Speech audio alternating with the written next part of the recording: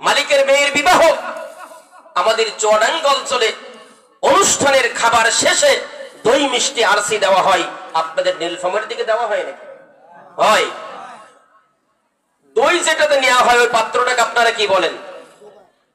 হ্যাঁ, ডোগা বলেন। আচ্ছা, ডোগা 100 ডোগা দই নিয়ে এসে একটা রুমের ভিতরে রাখছে। বানর বসা, ভদ্র প্রকৃতির প্রাণী ছাগলটাও বসা।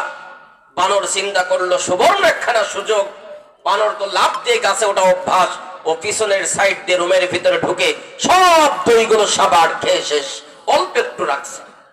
ভদ্র প্রকৃতির ছাগলের কাছে এসে বলছে, বন্ধু ভুল করে ফেলেছি, ক্ষুধারত অবস্থায় লোভের তাড়নায় দই সব খেয়ে ফেলেছি, তো তোর জন্য অল্প একটু রাখছি। মালিক তো বলছিল একেবারে 50-50 ভাগ করে খাইতে,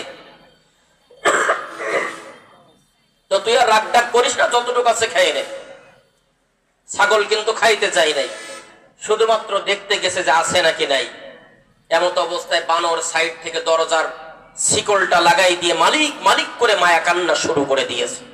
মালিক এসছে, ডাক দিয়ে বলছে, মালিক আপনি যারা ভদ্র মনে করেন, আপনি যারা নামাজি মনে করেন, আপনি যারা সব জায়গায় সাথে সাথে করে রাখেন, আর কিছুক্ষণ পরে আপনার মেয়ের বিবাহ অনুষ্ঠানে আপনি যে দই দিবেন, দই খেয়ে সব আপনার ভদ্র প্রকৃতির পানিটা সাবার করে দিয়েছে।